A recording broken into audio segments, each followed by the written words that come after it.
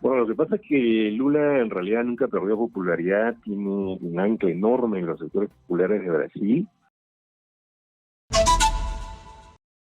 Estamos a las 7 de la mañana con 46 minutos. Voy a conversar esta hora con Ramiro Escobar, analista internacional, a propósito del triunfo, ajustado, pero triunfo al final. Me parece que 1 millón de votos de diferencia, de los casi 150 millones de votos que es de los brasileros ahí entre Luis Ignacio Lula da Silva y el actual presidente Jair Bolsonaro.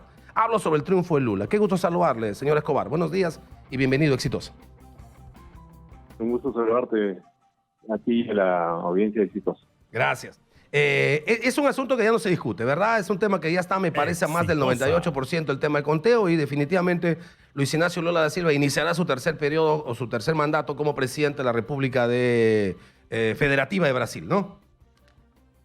Es correcto, además el propio organismo electoral ha dicho que ya a ese nivel de escrutinio ya no es posible revertir los resultados. Entonces Lula es nuevamente presidente por tercera vez y va a enfrentar un periodo mucho más complicado que en sus gobiernos anteriores, porque no va a tener mayoría parlamentaria, con un poco margen, unos 2 millones de votos más o menos, pero de todas maneras recupera oxígeno político y le da más empuje a los gobiernos progresistas de la región. ¿Cómo se explica este triunfo, Ramiro?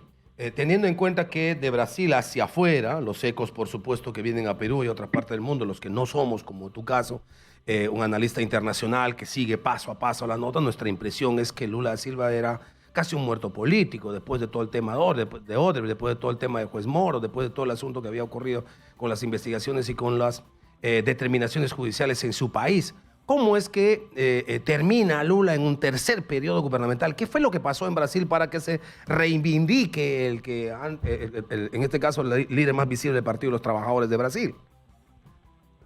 Bueno, lo que pasa es que Lula en realidad nunca perdió popularidad, tiene un ancla enorme en los sectores populares de Brasil, sobre todo en el nordeste, pero también en las periferias de las grandes ciudades.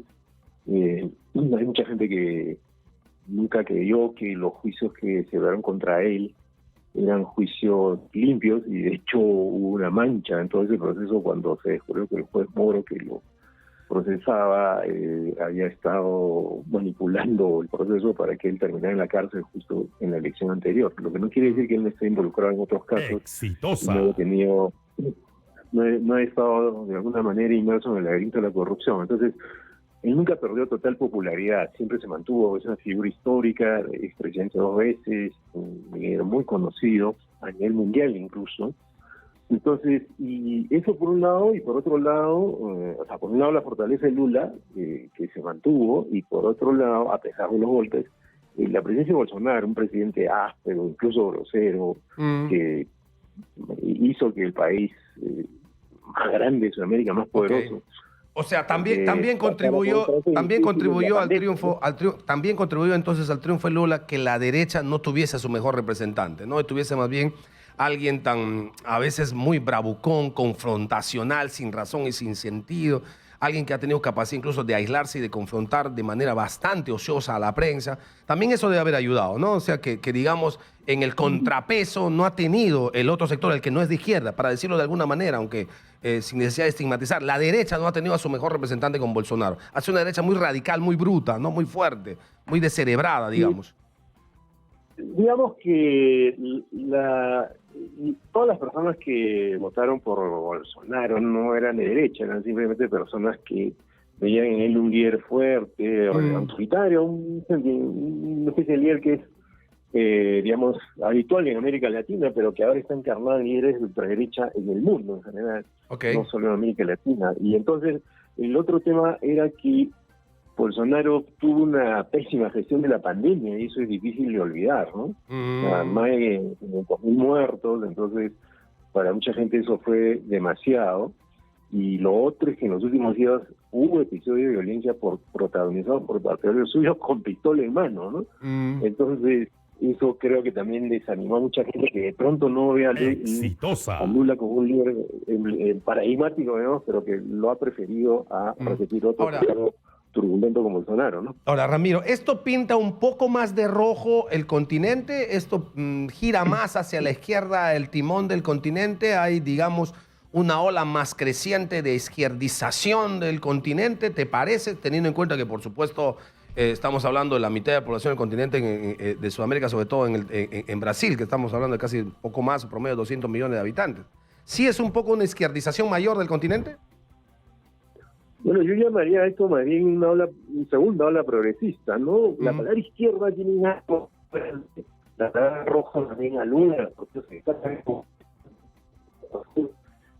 ha ganado la presidencia de México, de Argentina, de Chile, de Colombia y ahora de Brasil, son partidos comunistas. Hay algunos miembros de partidos comunistas en el frente, pero no dominan la escena. Entonces son gobiernos de centro-izquierda, más bien, ¿no?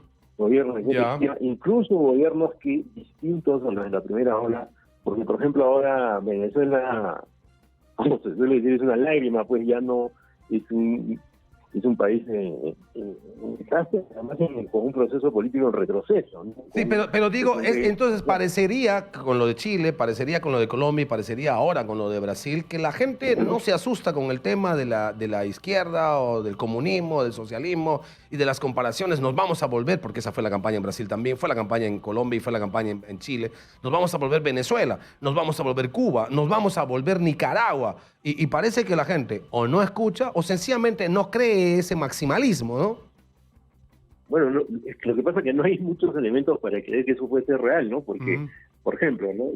Nicaragua, que parece un desastre autoritario y tiene al frente un autócrata. Exitosa. Es un gobierno que ha sido condenado en las últimas elecciones, por ejemplo, incluso por gobiernos y por líderes famosos de la izquierda. O sea, ni Lula, ni el expresidente Mujica, ni Petro, el actual presidente de Colombia, se han comprado las elecciones nicaragüenses. Entonces no hay elementos como para decir que estos países se están yendo hacia allá.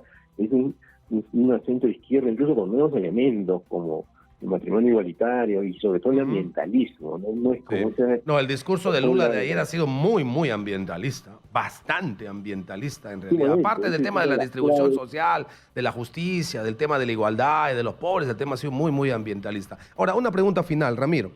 ¿Cómo se inscribe el Perú en este escenario internacional? El gobierno de Castillo, a partir del triunfo de Lula, ¿qué significa esto? ¿Más respaldo, mayor, respaldo internacional? Bueno, el gobierno de Castillo es un gobierno rara avis, digamos, en esta ola progresista, porque no se pinta pues como un gobierno progresista, es un gobierno errático, más bien, claro, emparentado con la izquierda, pero con un partido de izquierda, el partido del señor Cerrón, francamente anquilosado, enclavado en mentalidades pre-muro de Berlín, y con un líder que es el presidente Castillo, que tampoco era exactamente izquierda, había estado en Perú Posible, se suma a este frente, inesperadamente gana las elecciones, pero por ejemplo, el perfil político del presidente Castillo es muy distinto al de Boric, al de Lula, al de Petro, porque por ejemplo no tiene mucha énfasis en los derechos sociales, ¿no? Pero sí, claro, hay un parentesco, sí va a haber cierta sintonía, pero sí, claro, creo que acá se tienen que rebobinar mucho las cosas para decir que es un gobierno progresista, ¿no? Correcto, muy bien. Muy gentil, como siempre. Muchísimas gracias, Ramiro. Gracias por estar con nosotros y darnos tu punto de vista sobre lo que ha ocurrido en Brasil en las últimas horas.